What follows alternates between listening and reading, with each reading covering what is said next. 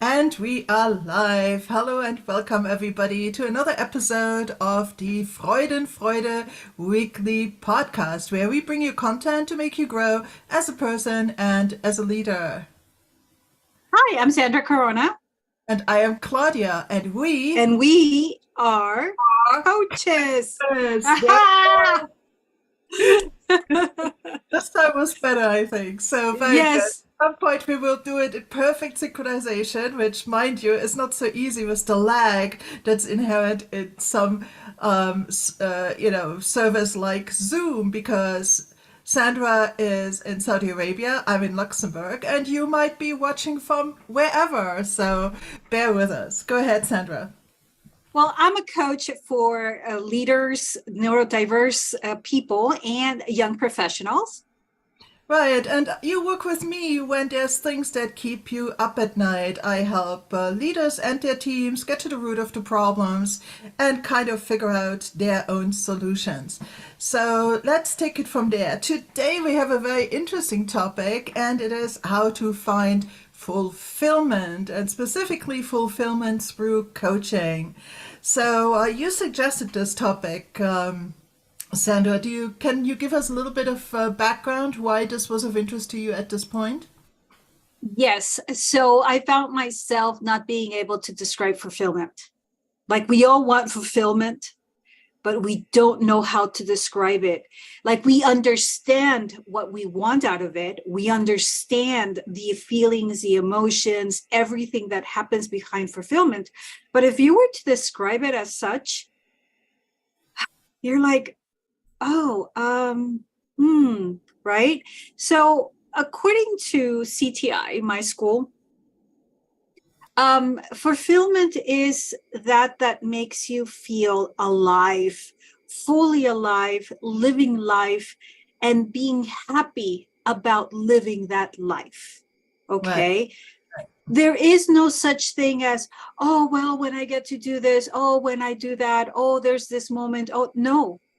Living life is a fulfilled life. Now, there is no right or wrong of how to live life. That is very important to mention.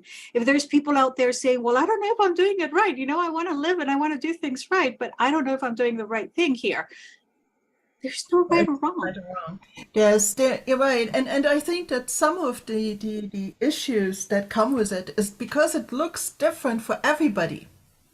Okay, what makes you happy doesn't need or fulfilled gives you that feeling is maybe vastly different from what makes me feel fulfilled. And I think maybe that is because as human beings, as these human animals, we tend to compare ourselves, our behavior, to others just to get confirmation, to kind of see like how do we fit in, and do we do something right or wrong. And I think there's a lot of confusion because of that, because it's really vastly different. It's true. And the other thing that we also have to keep into consideration of the need of fulfillment is those those memories that we're dragging from years and years of living life, right?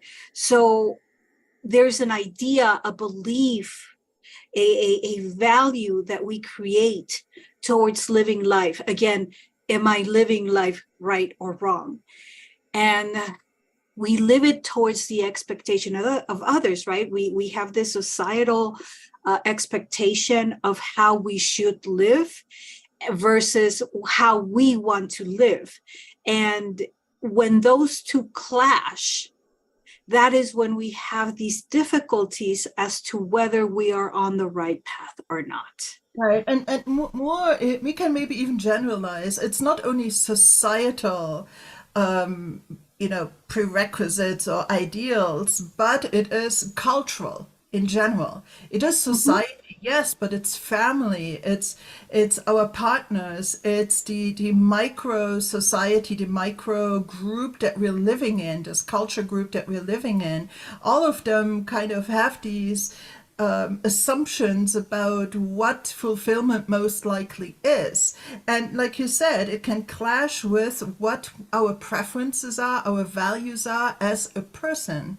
And that can be vastly different. Let's imagine even just in a materialistic society, somebody who doesn't buy into these things. For instance, now in a few weeks here, well, it's still a number of weeks away, but there's Christmas. Christmas has been in society, in many families, in many culture groups, highly commercialized, right? It's about the gifts that you give, it's about the number of parties you attend and things like that. And then there's other people that are perfectly all right to not do that and just continue simply and rather giving gifts when the moment during the year happens for gift giving. That's where they feel fulfilled, about keeping a keen eye on people and family and so on, and then from the heart give the gifts at the opportune moment. And so just from a very simple thing like this is, then when you see at Christmas everybody else giving gifts and, getting into the hype of that and getting into the season spirit, how much is your difference? How much are you okay with your difference? And how much can you then just say, okay, I'm living my values my way, and this serves my needs and my sense of fulfillment. So I mean, it's a very trivial example, but just to say that what rows your boat might be very different. Exactly. And you know what? It's the choices that we make, right? The choices that we make in life are the ones that are going to make us feel better or worse. And these are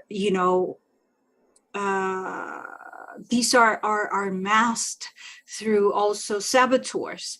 Our saboteurs are the ones preventing you from feeling free from reaching fulfillment. Now, these are, let's say, the consequences of not living life fully.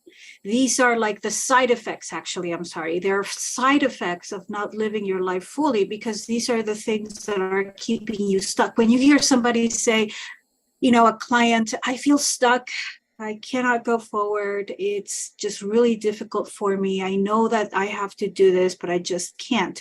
Well, usually is because we have these beliefs that are keeping us from living a fulfilled life, that are keeping us from living those dreams, that are keeping us from courage, from living with courage. Because for some people that are familiar with Brene Brown, she has a book that is called Living with Courage. No, Leadership with Courage. Oh my God, leading. So I have to go through this little thing until I unravel the right one. Lead with Courage, okay? And in her book of Lead with Courage, she mentions the importance of what it is to do things as they happen, to respect one another, to respect yourself, to unmask yourself and stop holding those shields, those layers that are preventing you from moving forward, right? Because it's like wearing a medieval dress, right? One of those 15th century dresses. It's layers after layers after layers. And yes, you end up looking gorgeous, which is, if you think about it as a metaphor, your life is that gorgeous dress. But how many layers of beautiful things you had to slap onto that SHIT in order for it to look good, Right. And right? how much does it really represent you, and how uncomfortable is it to wear? How much does it really represent you? And I think that a lot of people in my experience do this because in themselves they haven't really gotten that awareness yet, that clarity about what truly makes them happy, what truly lights their fire and makes them tick. And there we start actually looking at some of coaching 101 is to unearth that and really help people do a deeper introspection into their own selves. Then again, it's important to understand that sometimes these cultural imperatives that come from the outside, we have kind of accepted as our own. And sometimes this work of getting to self requires getting closure on, first of all, clarity about, well, that was maybe what my mother wanted for me, or what society as a large wants for me, but it's not really me. And Mm-hmm. then you have to then deal with that new information.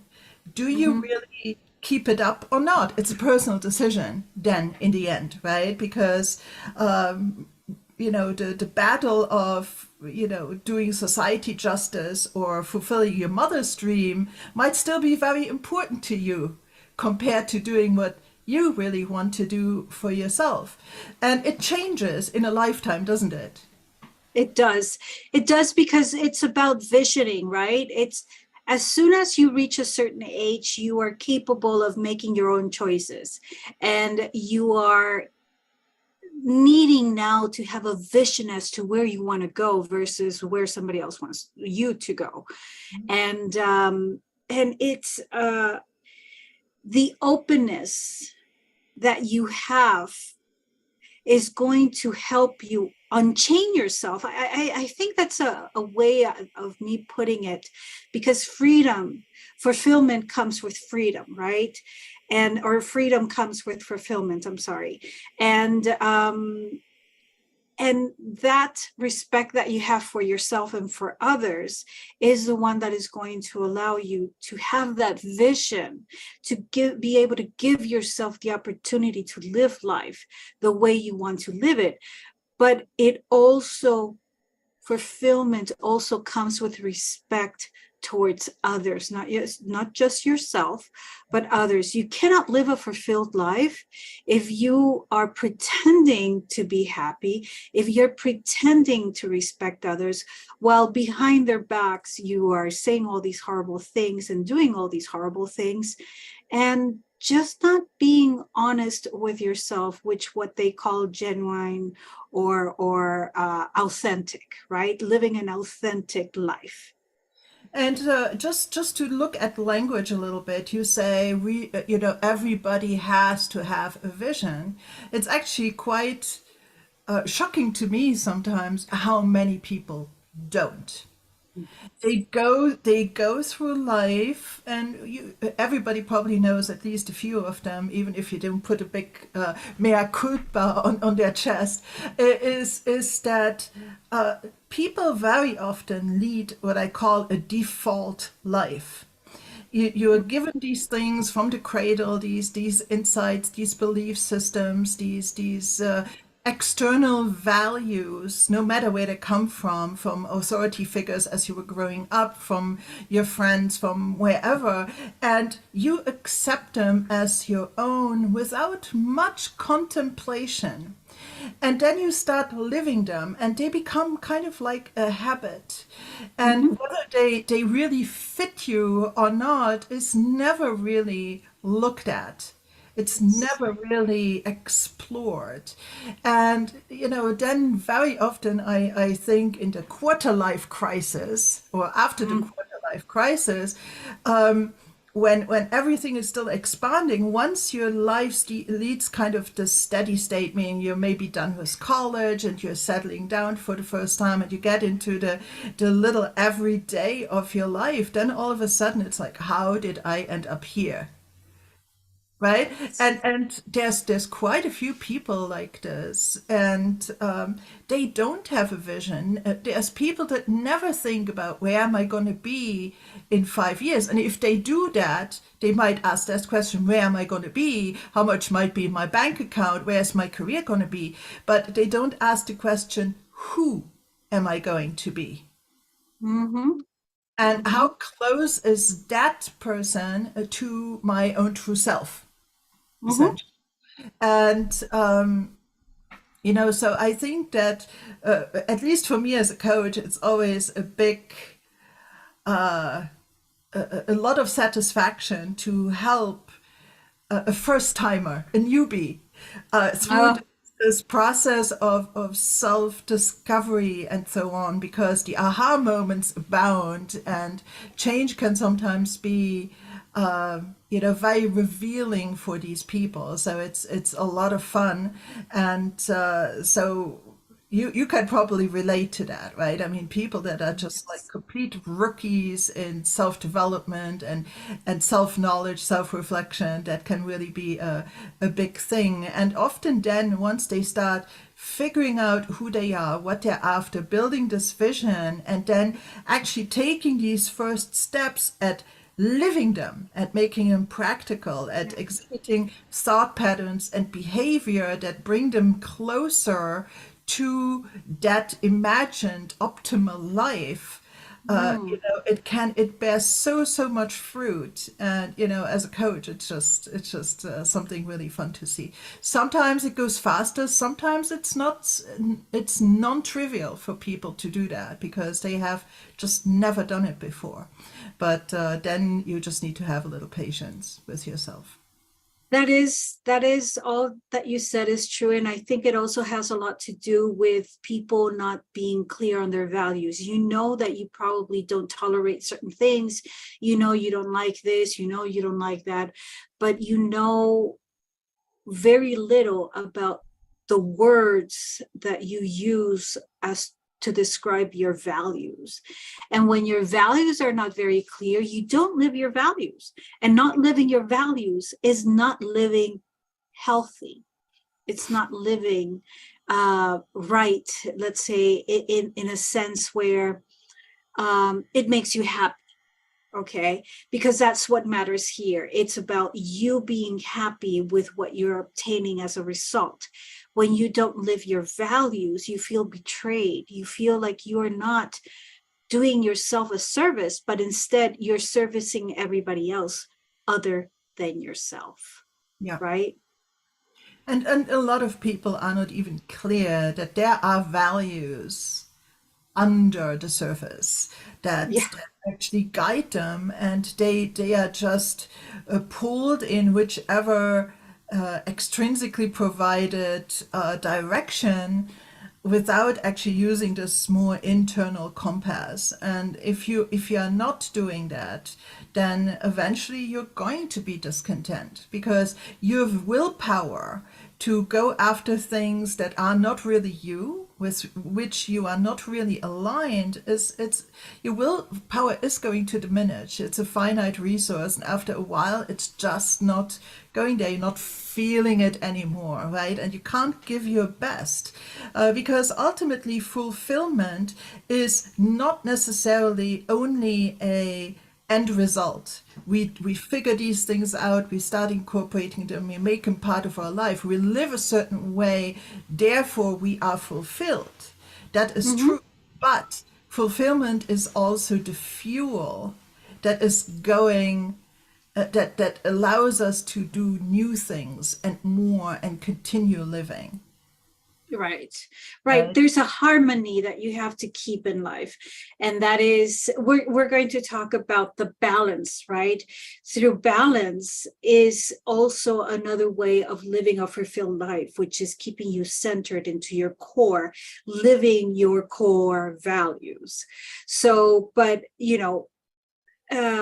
a fulfilled life, I'm wondering, what do people believe what a fulfilled life is? And are they capable of answering this question without listening to what we just said?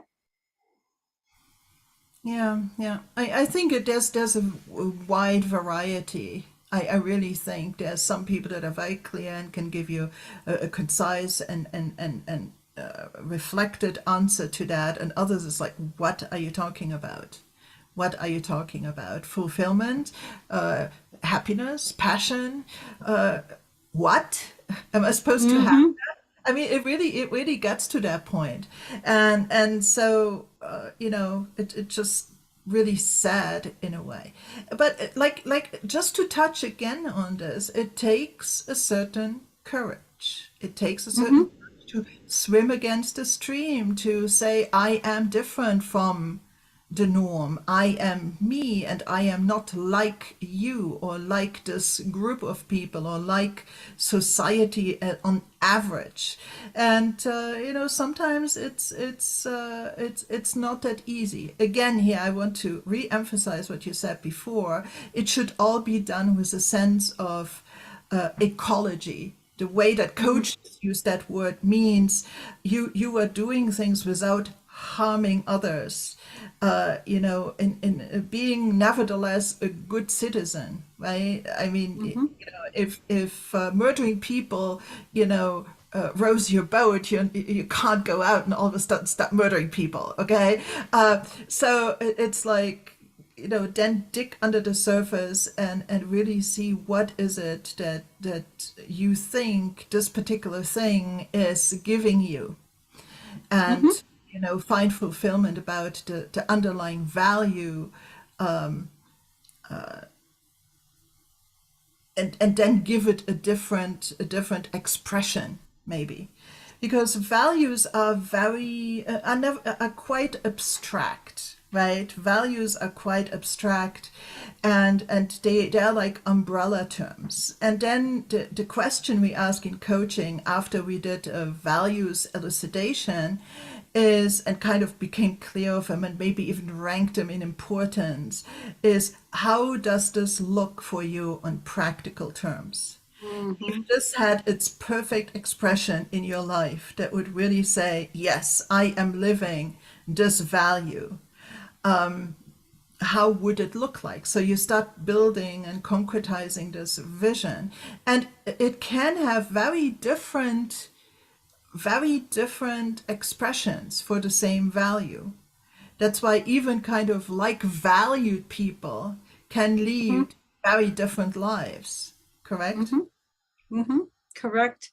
You know what I realized also that we forget when we're talking about fulfillment is that we have to remember that there in every one of us there is an innate power, if you want to call it like that, um, to use what we have learned throughout the years and use it and put it into practice so that we can live a better life.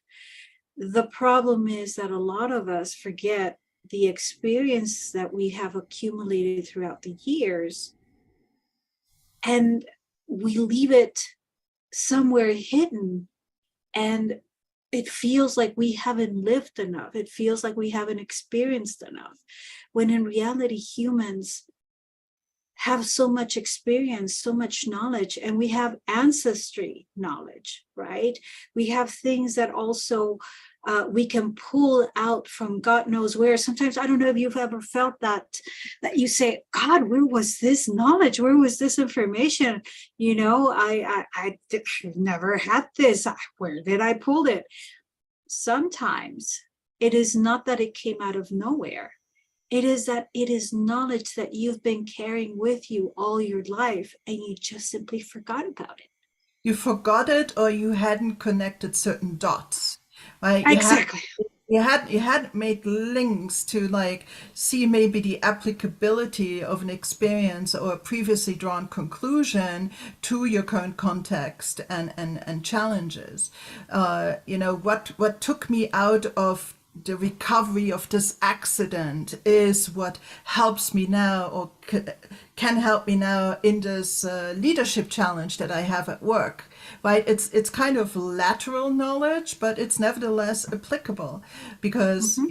maybe really what the resilience that you had to get through recovery back then might very well be the kind of resilience you need with yourself and your team at this moment in time in this completely different corporate setting, for instance.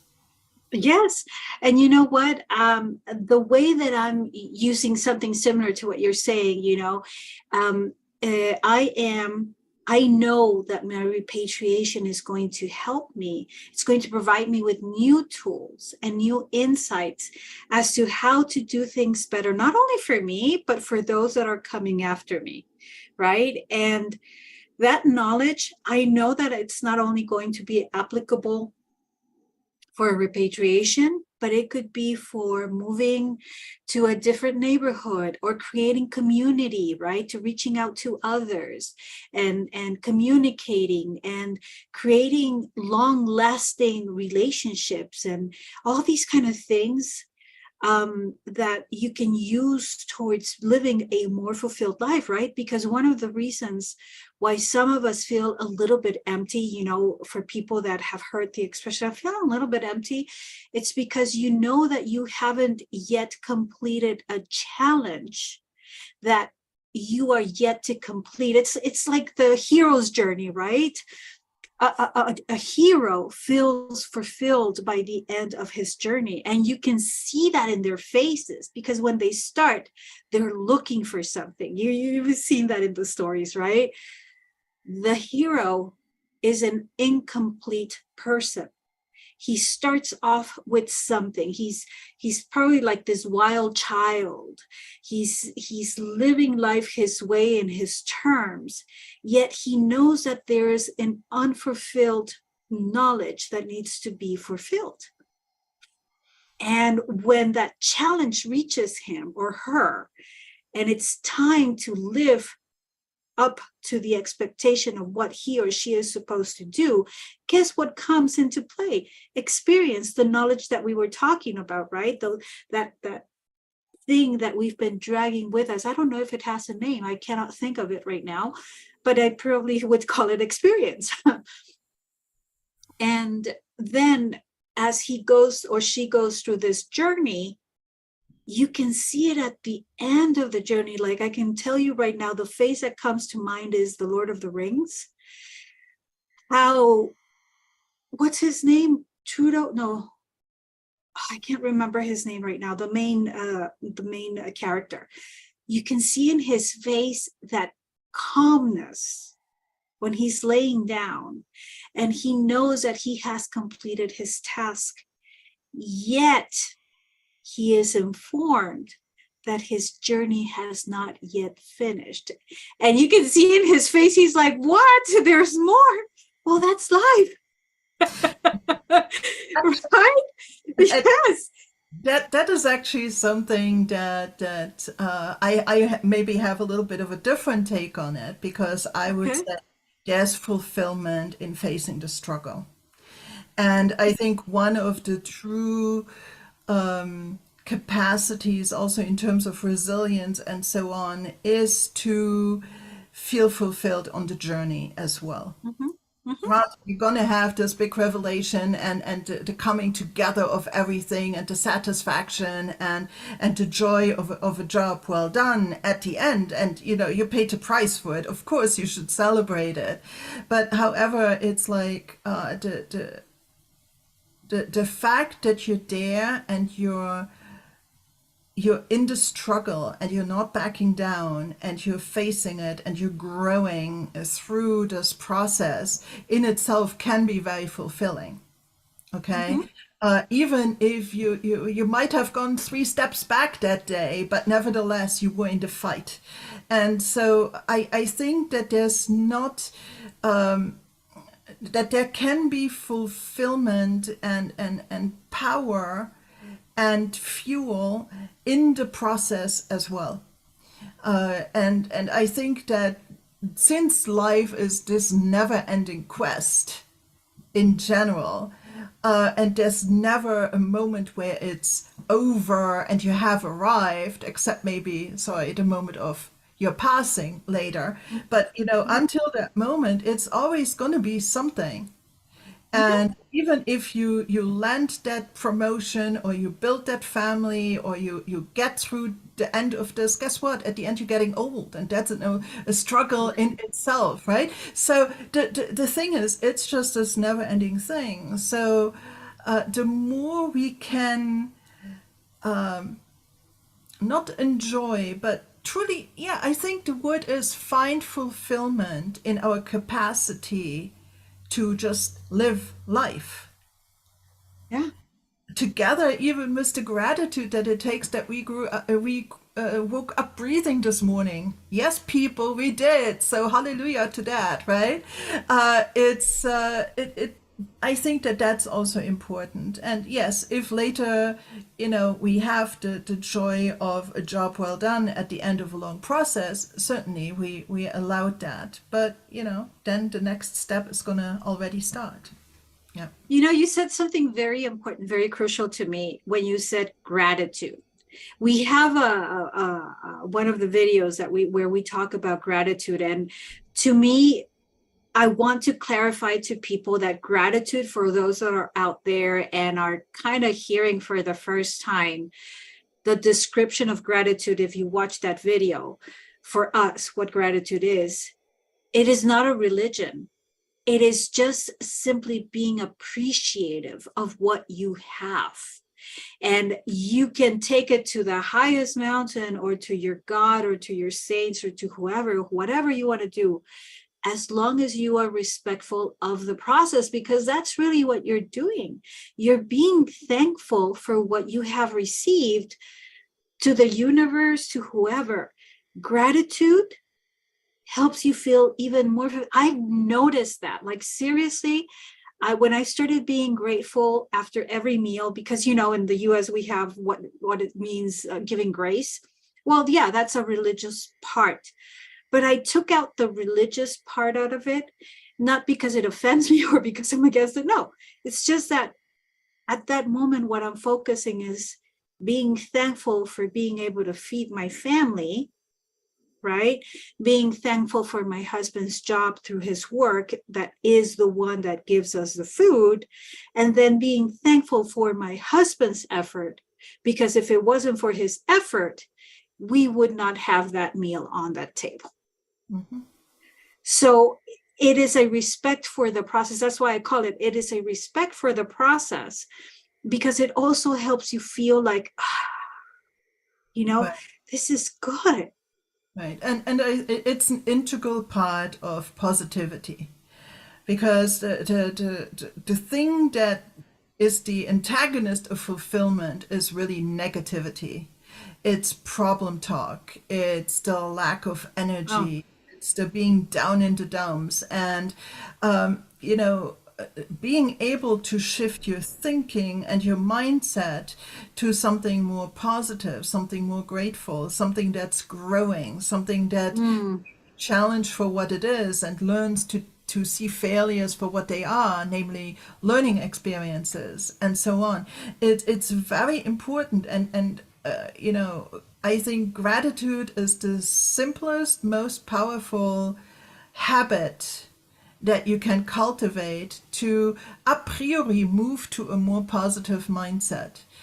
Because yes. when your brain is on gratitude and on positivity, it's not physically able to be on negativity.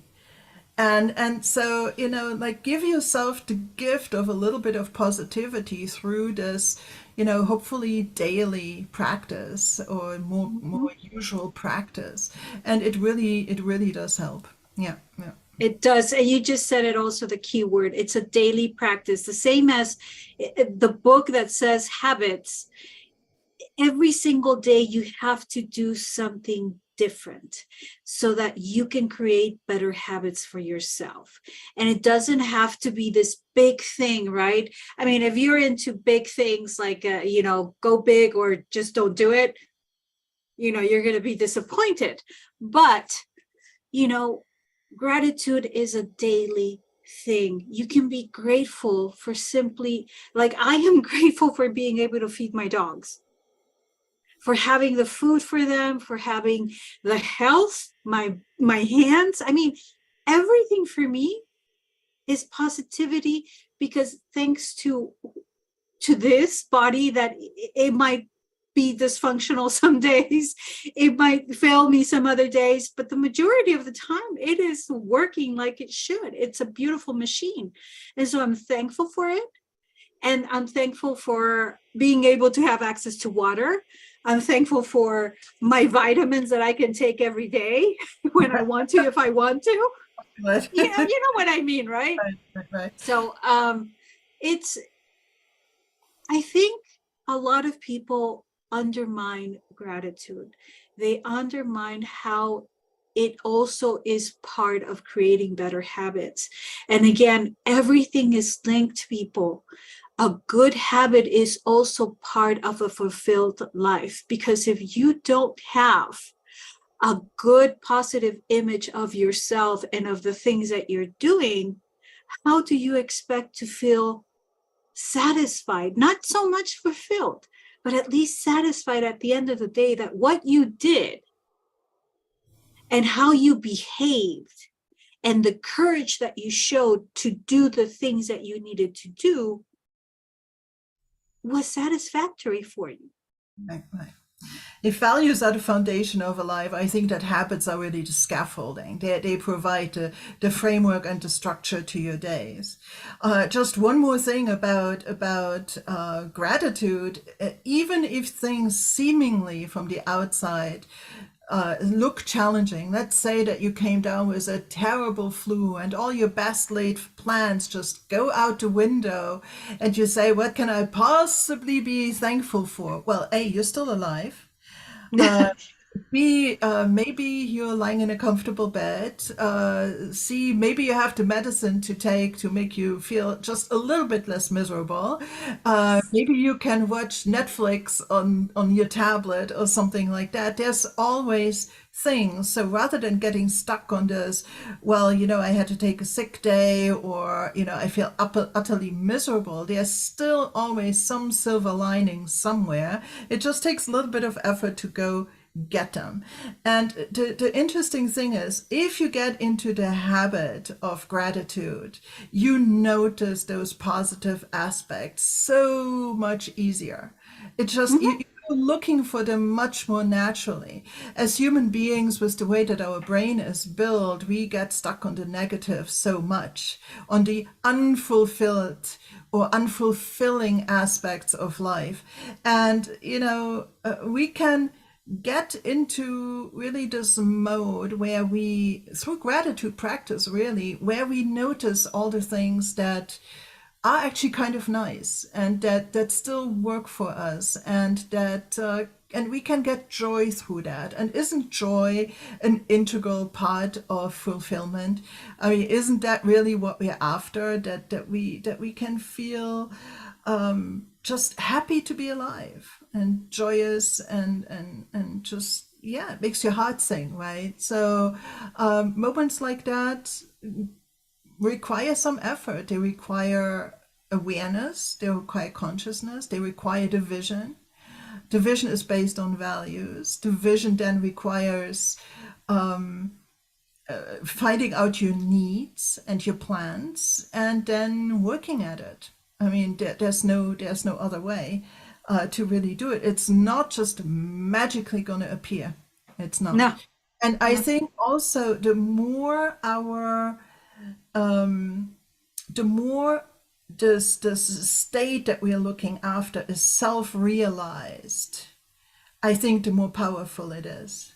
Some people might think that, let's say you might have a young woman and she says, I am going to be fulfilled if I marry the rich husband, right? Mm-hmm. And maybe the rich husband just magically appears, is a different thing than if she cultivates herself, her mindset, gets a good education, is able to stand on her own 2 feet, and then maybe through that natural attraction finds a really wonderful mate that actually happens to be rich on top of it. So Yes. it's the more skin you have in the game, and that now was a really bad analogy in this particular. So, but the more you have invested in terms of effort and thought and care, uh, Yeah. sorry, It's okay. to this, it's you know, um, because see, even then, if all the external factors were to fall away, you still have that sense of having accomplished something yourself. Do you understand? Rather than Mhm. getting stuff, you know, just handed to you. And unfortunately, Through others, yeah. there's a whole generation now of kids that grew up in relatively sheltered and affluent things that now, maybe they party even their way through college, and they are going to feel they feel too deserving in often cases, but they have not achieved anything really. They have been given everything, and what I find often in cases like that is a sense of discontent, when they cannot have it. Then they throw a tantrum because that always worked in the past, Hmm. rather than really hunkering down, figuring out, do they really want to go that way or not, making decisions, taking responsibility, and taking action. And it's so self realization, self actualization, but also really hard work sometimes. Doesn't it take hard work? Oh, yes. Oh, yes. It takes hard work because I, look, everything is hard work. Everything is work. Okay. From brushing your teeth, from getting dressed, from choosing what you're going to wear, what you're going to cook, what you're going to write about. Everything is work. What approach you take towards that is what matters. And this is what we're really talking about, right? Um, I think if something was not worth the effort, it is not worth it. Of course, there's things that are too much effort. And that's where you have to know where too much is too much, right? Where you're pushing the envelope, where is it for you and when it is not for you? Because there's a lot of things about life that, we're talking about today. And I do believe truly that when something is costing you too much effort to get, it's probably not for you. And that's where I think also satisfaction has to come into, where you can say, you know what, I tried, I did my best to get it, but it just simply wasn't for me. And if it's going to be for you, it's going to come again. And that is my experience. The first time around, it didn't happen for something. Maybe it saved you from a bad boss. Maybe it saved you from a terrible experience. Maybe it saved you from getting into a car and getting to an accident towards going to that interview. I mean, there's so many things that can be behind a choice, a decision, a positive outcome, a mental state, all of these things that we're talking about. It's a learning. That's what I'm trying to get to. At the end of the day, it's the learning that you get out of that experience, which is also part of fulfillment, because we humans only acquire experience through learning. Yeah, I think that growth is very fulfilling. Growth. Mm-hmm. And Mm-hmm. that's also, I think, resonating with this idea that there's fulfillment in struggle, because through struggle, Mm-hmm. how you learn. Maybe some more thoughts about if things really become too much. Mm. It there's two parts of it. Sometimes we go very hard with much effort into a direction, but it's not the right one, and we Yes. burn out because it was maybe not the right vision. We ran after the wrong thing, because I feel that going to in the direction of fulfillment and going in the direction of your dreams is like having a backwind when you're running or right? Right? Yes. Versus always having the strong headwind that pushes you back. Mhm. Because you know where you're going, it really helps you out, and you tend to just stay in the game much longer and have more energy at your disposal. On the other hand, you might very well go in the right direction, but it's not your moment yet. Maybe Mm-hmm. you have to have, and that's what you mentioned before, right? You might go in the direction of your dreams and into some very well reflected, well thought out, value aligned directions, but maybe you didn't have the life experiences yet. Maybe you haven't studied enough yet, or experienced enough yet to make it at this moment in time. Because especially as young people, a lot of us humans, we just, want it now. We want it now and immediately. And, just because we had this aha moment, maybe in a moment of high emotional intensity, and everything was all of a sudden clear, and the violins were playing in the sky, and fireworks were going Yes. off, and all that kind of stuff. And then, the next morning comes around, and now what, right? It's so it might just not be the moment yet. Guess what? Then it just requires that much more effort and that much more patience to go after it, because this vision that you build, maybe you can't have it in 2 years. Mm-hmm. Maybe you can't have it in 5, but as long as you go in the right direction, your chances are pretty good. What's the alternative? Going into another direction or saying no to everything? It's your prerogative to do that, but then don't, sorry, bitch or moan about it all the time. Mm-hmm. A choice Exactly. at that moment. And I mean, personally, I see this all the time, right? I mean, you and I, we have coaching practices, right? We learn, we try to build the practice, we work, and would we like to have a particular vision of our practice and our everyday realized right now, today? Of course we do. Yes, of It's course. not always working that way necessarily. So you have Yes. to keep plodding along. It's not the moment yet, and you have to Mm-hmm. keep working at it, and you have to learn from the challenges and Mm-hmm. persist, and then go there. If really at some point it doesn't work out, at least you can look back and you can say, well, guess what? I tried. I worked really hard at it. I gave my best. And that in itself is fulfilling because I did my best. Regardless, of course, we want a positive result. That goes without saying, right? But it Yes, doesn't always yes. work that way, right? And so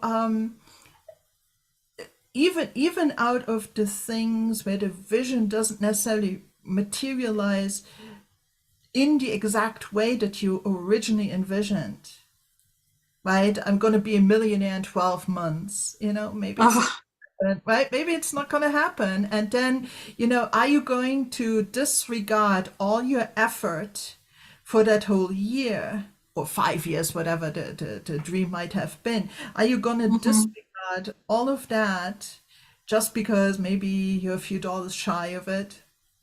Right? Mm-hmm. Or maybe a lot Exactly. of it, and maybe even went into debt because of some harebrained scheme that didn't work out.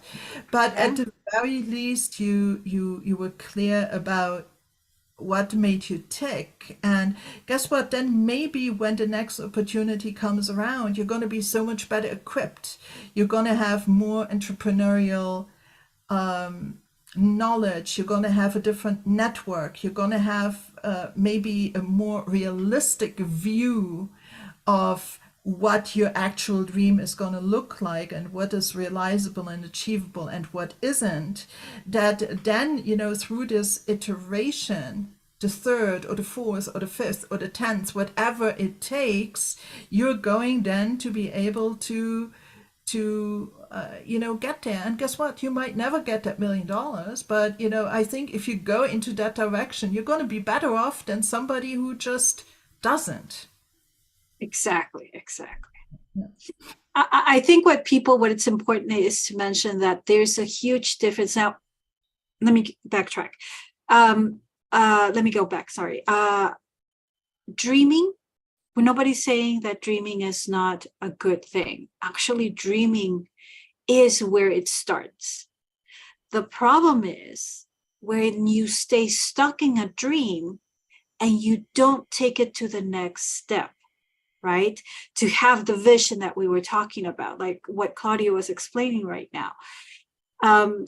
In order for you to reach probably and hopefully that $1 million one day, some people feel frustrated because they say, but my dream didn't come true. Well, that's the problem.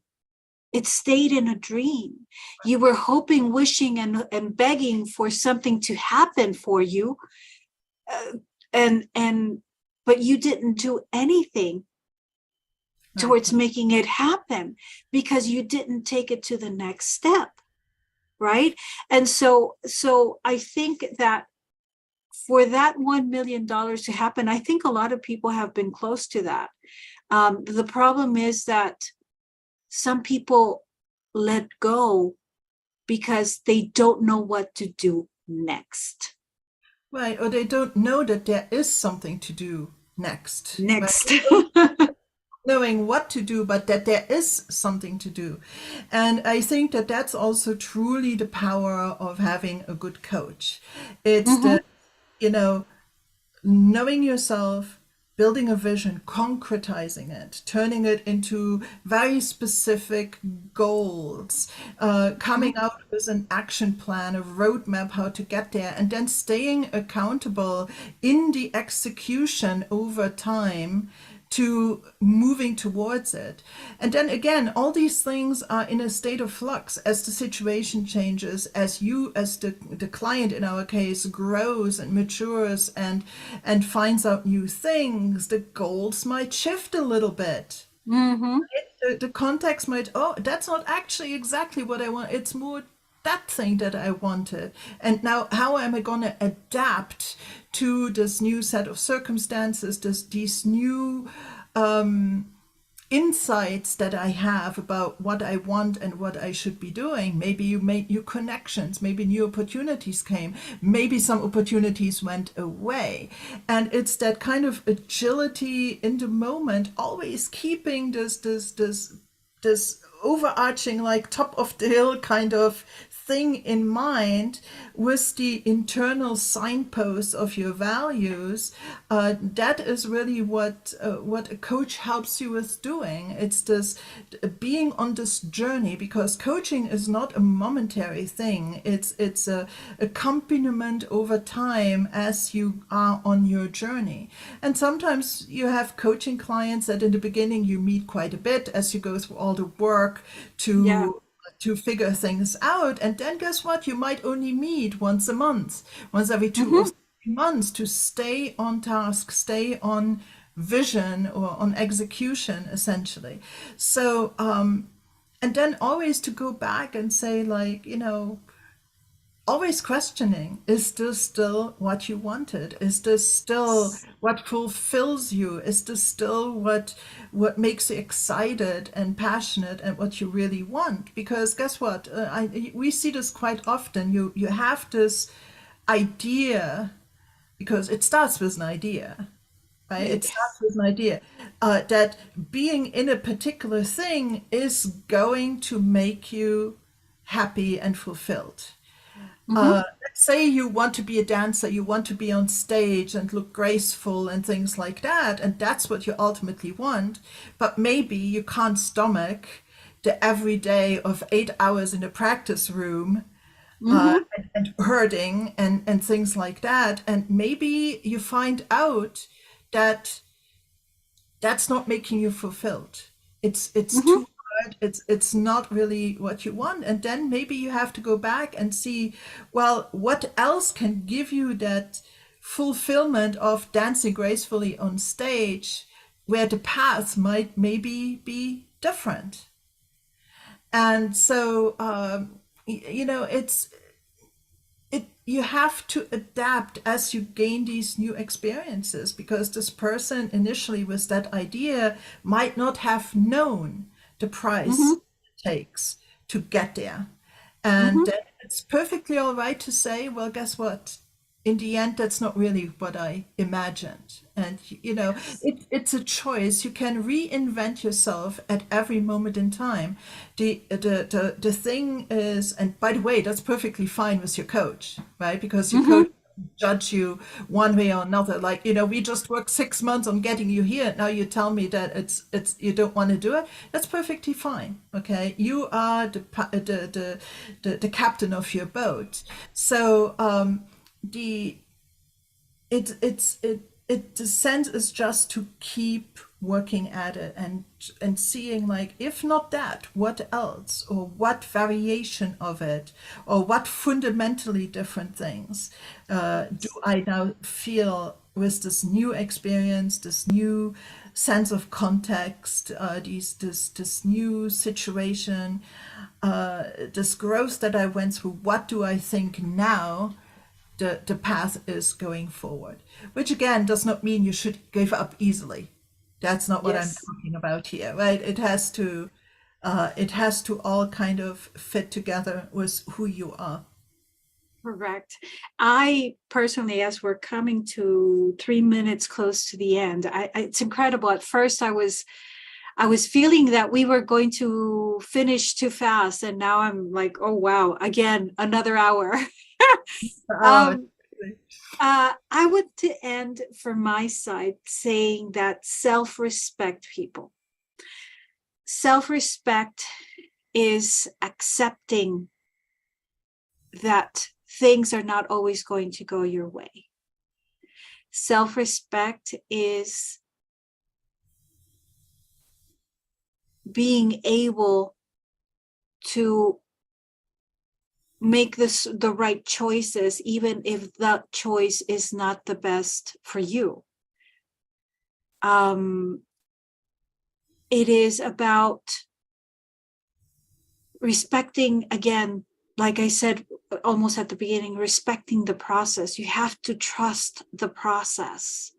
Life brings and gives you opportunities. It's a matter of grabbing them. And then finally, for me, fulfillment is an everyday thing. I don't believe, at first I thought that once I reached what I wanted to achieve, it was going to be the maximum. And then I realized, well, what's going to happen when I reach it?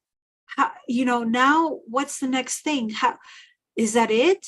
So I think for me, fulfillment, now I've learned it to take it every single day to say, thank you, thank you. Today I achieved this. Today I feel very happy. Today I feel satisfied. Satisfaction is so important. And that's where I want to finish with people. It's important that you are grateful, that you are appreciative of what you have, because that is where not fulfillment is, but it is part of the journey. Yeah, it's we talk about big dreams, big visions, big plans, big goals, and things like that. But life happens in the little moments of Yeah. every day, and the more we are then able to appreciate those and pat ourselves on the shoulder for a job done. We came here today. We recorded this live. Like yippee. Yes. I feel Yeah. about doing that, and it really is. And also, I just want to finish my part now with Arthur Schopenhauer, a German, I think he was German philosopher. He used to say that true happiness, and I insert here fulfillment, is not this big overarching sense of happiness and achievement and things like that, but it's really the absence of the truly negative, the absence of the things that Mm, pains you. And sorry, I don't have a perfect quote, but that's kind of the gist of it. It's like the little things, and the not being hugely unhappy, the not being hurt, or being in a bad situation, but just the little everyday non-extravagant life can be very fulfilling in itself. And mhm, so sorry about a bad quotation about a mm, fantastic philosopher whose work I definitely recommend, even though he's not that well known. So maybe we should close it here. My goodness, we're at 59 minutes. Everybody, thanks again for listening. We hope you got some valuable insights from this. It was truly our pleasure to have you. Please tell your friends. If you want to get in touch with myself or Sandra, our contact information is down in the description to this video. Please show us your love by subscribing and otherwise engaging with our channel or our page on LinkedIn, the FreudenFreude page on LinkedIn. And we really hope that we will see you again very soon. We will be back next week for sure. Thank you so much. Thank you. Thank you, Claudia. Thank you, everybody. Bye. Bye-bye. Bye.